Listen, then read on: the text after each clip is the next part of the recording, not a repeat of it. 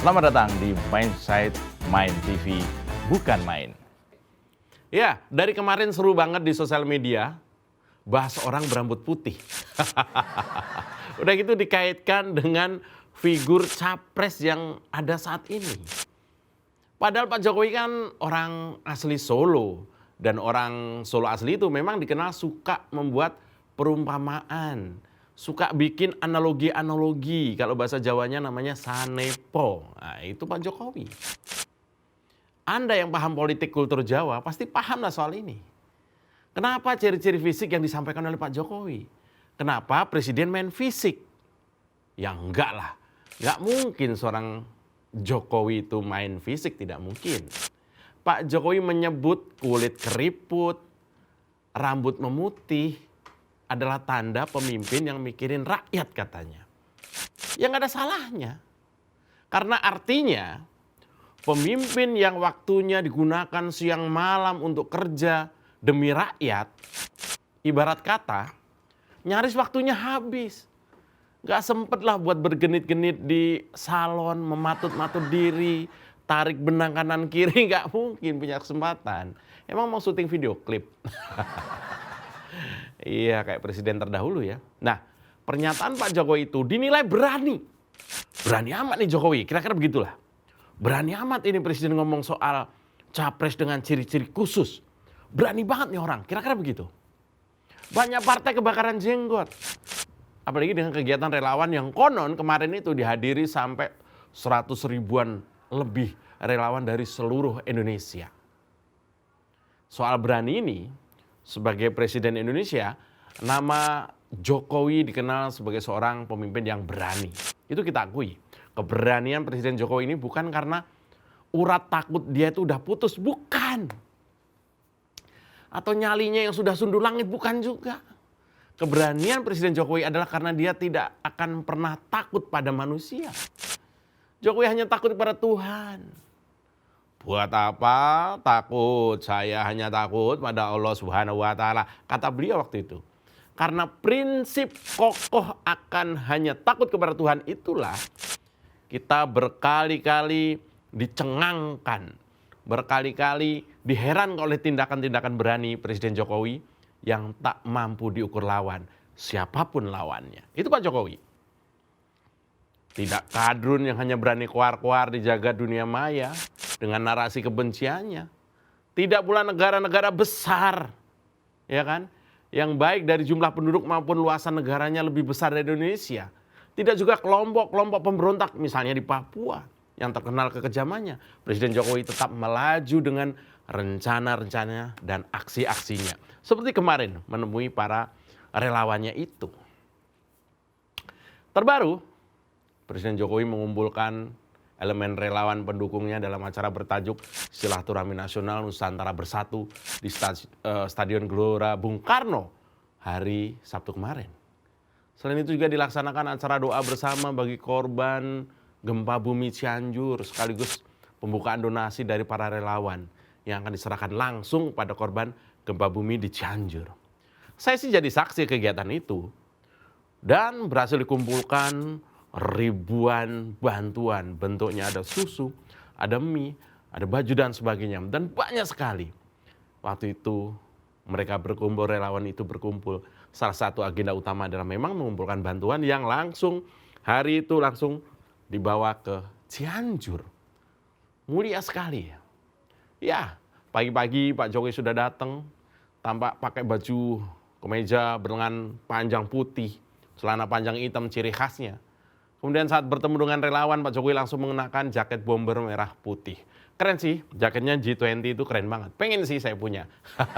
Lalu Jokowi kembali berinteraksi dengan relawan yang hadir, berjalan ke panggung utama. Nggak cuma itu, Pak Jokowi pun melempar jaket merah yang dipakainya kepada masyarakat yang hadir. Saya sih coba merangkum dan memaparkan beberapa arahan penting Presiden Jokowi kepada para pendukung relawannya serta rakyat Indonesia yang kemarin datang. Kira-kira begini. Yang pertama, Pak Jokowi itu menghimbau kepada para relawan untuk tidak memilih pemimpin yang hanya bisa duduk manis di Istana Negara. Ini penting. Banyak orang yang begitu dipilih menjadi pemimpin, dia menikmati sehingga sananya, nggak turun-turun. Ini penting. Dulu ada seorang pemimpin yang dekat dengan masyarakat. Kalau ada problem dipersilakan datang ke balai kota. Tapi begitu berganti dengan pemimpin yang lain, cita rasa lain, seolah-olah jijik dengan rakyat, nggak boleh datang ke balai kota. Kecuali bawa duit. Ya, beliau bilang, pilih pemimpin yang tahu apa yang diinginkan rakyat, dibutuhkan rakyat, setuju, kata Pak Jokowi. Jangan sampai kita pilih pemimpin yang hanya senang duduk di istana yang AC-nya dingin. Saya ulangi, jangan sampai kita pilih pemimpin yang senangnya duduk di istana, AC-nya dingin.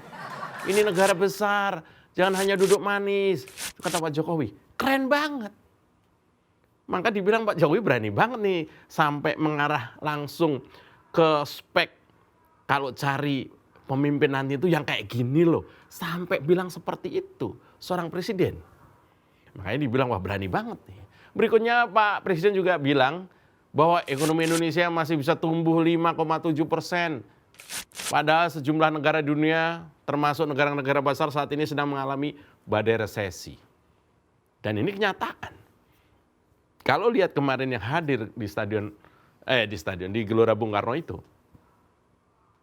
mereka adalah rakyat-rakyat kecil dari pelosok-pelosok Indonesia. Ada yang saya tanya dari Tegal, dari Palembang, dari Padang bahkan datang naik bis langsung ke Gelora Bung Karno. Mereka hanya ingin bersatu, bermutu bersama Presiden Jokowi.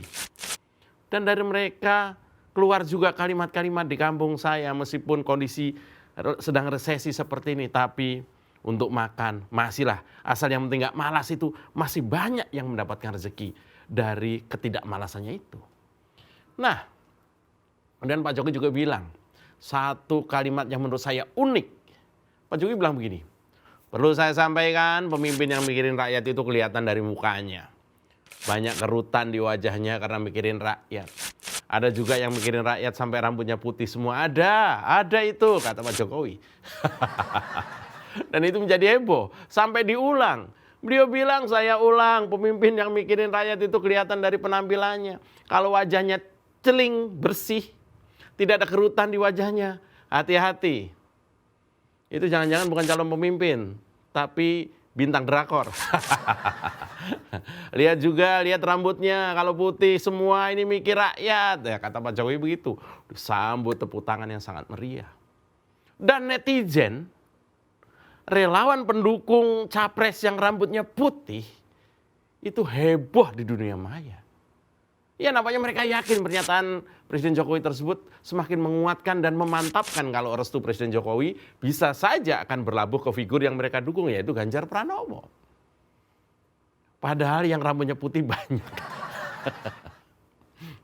Bahkan ada Pak Menteri PUPR, Pak Basuki, rambutnya juga putih, keriput juga. Ada yang nyeletuk, wah itu Pak Harto itu. Lah kan orang udah nggak ada, rambutnya putih, keriput. Dan banyak banget. Bahkan teman saya yang keriput pipinya itu, ya salah satu kameramen saya itu juga ditunjuk katanya. Tapi nggak mungkin lah, karena dia rambutnya nggak putih, nggak tahu rambut yang lain. Nah, coba kita cocokologi dulu. Ini kira-kira Ganjar bukannya dimaksud? Karena kurus, kerutan di wajah, ya emang Ganjar kurus dan ada kerutan di wajah. Ya, kemudian rambutnya berwarna putih, tapi kemudian beredar juga fotonya Anies, AHY, bahkan Sugi Nur rambutnya juga putih. Saya coba analisa, apakah Ganjar adalah orang yang tepat untuk melanjutkan estafet kepemimpinan Presiden Jokowi? Apa iya Ganjar merupakan copy paste dari Presiden Jokowi? Apa iya dengan kemudian pernyataan Pak Jokowi kemarin itu, Gubernur Jawa Tengah itu pantas disebut sebagai penerus Presiden Jokowi? Apakah ini tidak mengada-ngada, tidak ngadi-ngadi? Memang dari sekian banyak kader Partai Demokrasi Indonesia Perjuangan atau PDIP, yang oleh mereka bisa disebut biasanya ya itu adalah petugas partai.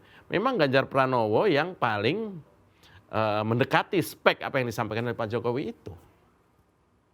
Karena nggak mungkin Mbak Puan dibilang nanti keriput dan rambutnya putih marah kan.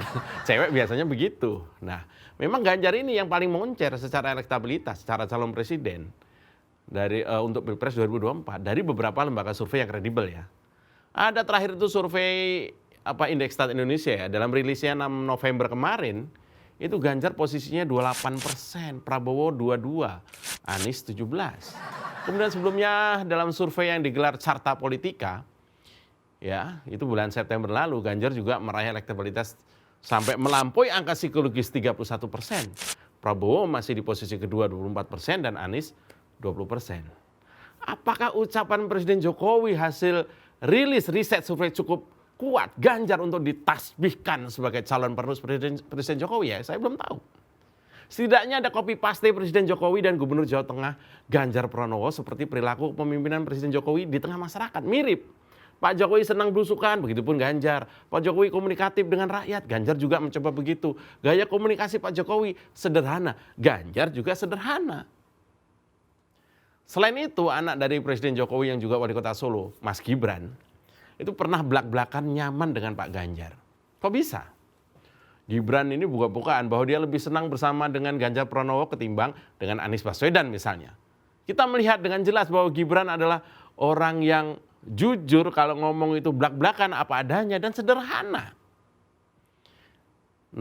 Tanggal berapa kemarin? 15 November yang lalu Anies ke Solo dan meminta, boleh mungkin kalau lebaynya itu meminta-minta supaya Gibran datang makan pagi bersamanya. Dan Gibran pun datang mengiyakan, biasa aja. Di sebuah hotel makan di kota Solo. Nah, sementara si Anies Baswedan itu pun akhirnya mendapatkan atensi dari publik dan juga buzzer bayarannya membesar-besarkan nama Anies Baswedan saat dipuji oleh Gibran. Ini dia perilaku politik orang Solo seperti Gibran juga. Ini penuh dengan perlambang, penuh dengan sanepo, penuh dengan perumpamaan. Ya kan? Padahal untuk kita ketahui bersama-sama sebagai wali kota Gibran pasti tentu harus memberikan pujian kepada Anies Baswedan sebagai pemimpin. Maksudnya sebagai mantan pemimpin ya, karena sekarang pengangguran dia itu. Pertemuan Gibran dan Ganjar itu juga terjadi setelah ketemu dengan Anies.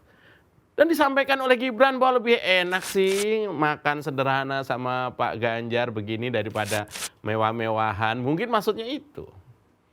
Lalu netizen pun, apa istilahnya ya, mendengar Gibran itu memberikan pandangan bahwa lebih baik sederhana sama Pak Ganjar. Bahkan dia mengatakan dengan jelas bahwa makan di hotel bersama Anies Baswedan itu tidak biasa dan rasanya seperti orang yang makan di tengah penderitaan rakyat. Ya netizen, kemudian warganet pun bertanya-tanya kalau kemarin bersama Anies Baswedan jadinya nggak enak. Makan kemarin itu nggak enak karena di hotel. Saya yakin nggak enaknya bukan karena makanannya, karena makanannya pasti enak ya namanya di hotel ya. Tapi nggak enak karena seolah-olah makan di atas penderitaan rakyat. Bisa saja ya netizen ini ya. Dari sini kita lihat bahwa gerakan politik Gibran memang seolah-olah mendukung Ganjar Pranowo. Ya, Presiden Jokowi dan Gibran diyakini sudah klop dengan Ganjar Pranowo. Ibu Mega tinggal menilai dan menentukan siapa yang akan jadi capres dari PDI Perjuangan. Ibu Megawati bisa saja menunjuk Ganjar menjadi capres karena elektabilitas dan popularitasnya yang sangat tinggi. Selain itu Ganjar dikenal sangat dekat dengan masyarakat. Tapi bagi saya, Ganjar adalah sosok yang bisa menjadi istilahnya itu jalan tengah. Jalan tengah. Sosok yang menjaga nilai-nilai bangsa Indonesia sekaligus mau menerima kemajuan, keterbukaan, dan perubahan. Maka Ganjar adalah sosok pemimpin yang paling relevan dengan kemajuan zaman. Tapi seperti biasa, keputusan PDI Perjuangan soal capres pasti menunggu blessing dari Bu Mega sebagai ketua umum. Karena memang baik Pak Jokowi maupun Bu Mega adalah dua tokoh yang menjunjung tinggi kultur Jawa. Bukan tokoh kaleng-kaleng yang sembrono dan tergesa-gesa dalam menentukan pemimpin Indonesia. Biar kadrun kelojotan nunggu, kita santai saja dulu.